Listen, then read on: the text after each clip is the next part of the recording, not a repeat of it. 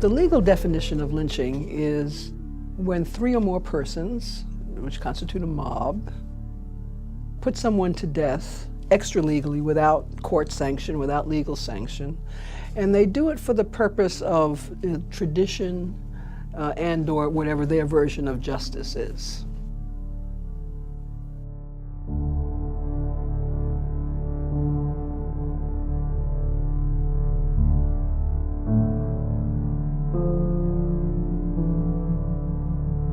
And this becomes a legal definition by the 1920s, or the NAACP, and their struggle, of course, against lynching and trying to make lynching a federal crime.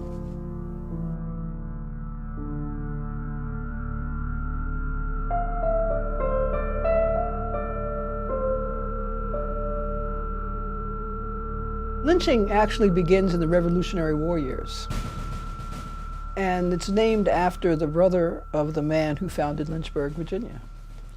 And lynching took place, this is extra-legal justice, in quotes, takes place during that period of time because it's not too many courts.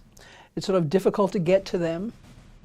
This is a period, the British are also in place in many places in the South, and so it becomes very dangerous to move around. And so this is a form of justice, of local justice that is not condoned by a formal court.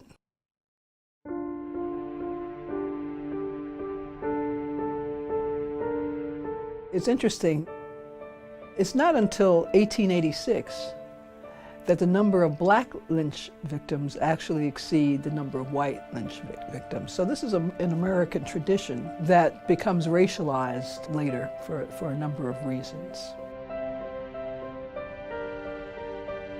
There's a constant struggle over the meaning of who deserves the protection and rights that are talked about in the U.S. Constitution. And what happens, of course, is that one of the function of a stereotype, of a racial stereotype, is to show that someone is undeserving of first-class citizenship. And until rather recently, first-class citizenship was seen not as a right, but as a privilege.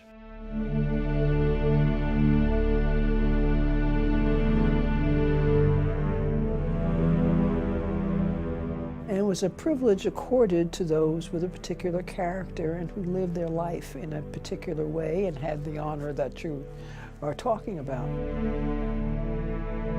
This really stymied activism because in the history, African-American history, there is which still exists to some extent, a big conservative element that really says, you know, if we live our life a certain way, we're going to become first-class citizens. Because that's what the Constitution says, but it's a privilege, it's not a right.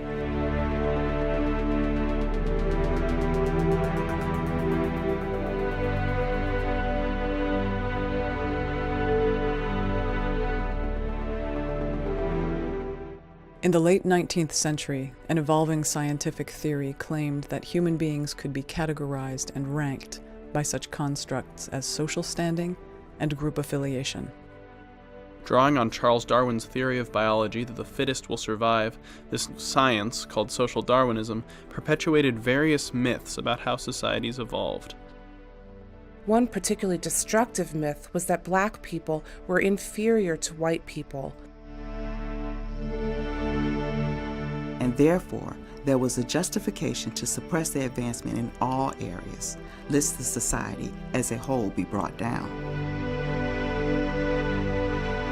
There had been prejudices always around color, ever since, the first Africans came to the U.S., but they changed. And in the late 19th century, with the advent of social Darwinism and the need to think about black people and black labor and black bodies in a particular way, we begin to see this idea that blacks are actually beginning to devolve down the evolutionary scale, devolve into more primitive identities, and with primitive, of course, is lasciviousness and lack of control, lack of character, lack of honor, etc. And scientists actually sought to prove these things empirically.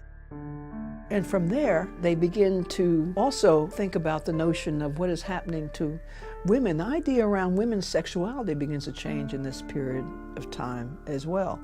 This need for this passionless sort of idea of white women who need to maintain their purity and the purity of the race, which is one of the fears, the bugaboos that come up around interracial relationships and this charge of rape.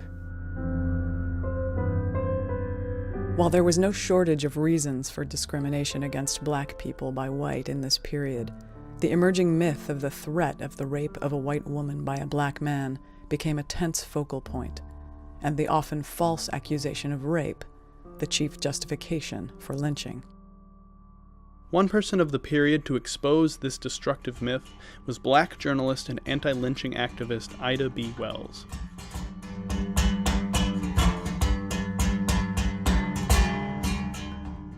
Ida Wells was an activist, a woman who was born in Holly Springs, Mississippi in 1862. And in 1892, a very good friend of hers was actually lynched in Memphis, Tennessee, by the name of Tom Moss and two other men along with him. And what she begins to understand is that lynching is really taking on a new kind of face, quite literally. That blacks are being victimized now in greater numbers. And the reason that is given for this rise in lynchings, which reaches a peak in 1892, is the accusation that black men are raping white women.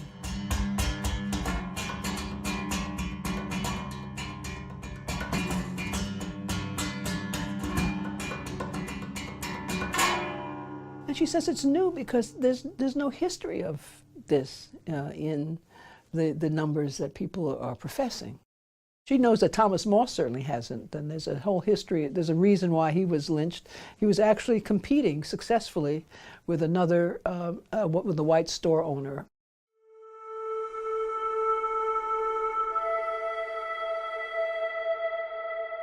So what she does, which is really makes her so interesting, I think, an activist, is she becomes an investigative reporter. And so when she starts talking against lynching, she's just not giving an opinion, she's actually going to the sites of lynchings. She's using statistics that other people also use to disprove the idea by simply finding out instances when there was a charge of rape that often they were just consensual relationships between black men and white women.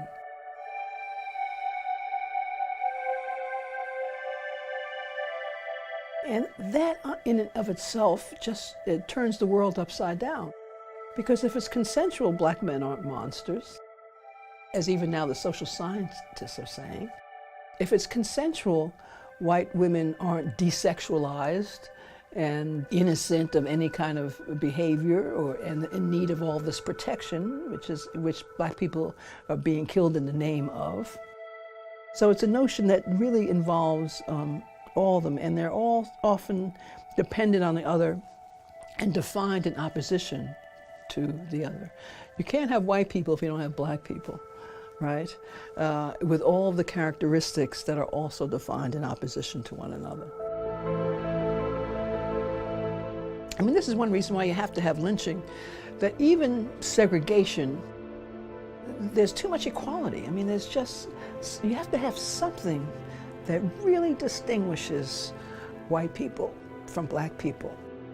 And having black people be lynch victims and white people are able to be the spectators, now that's different. Now that is a difference that is consistent.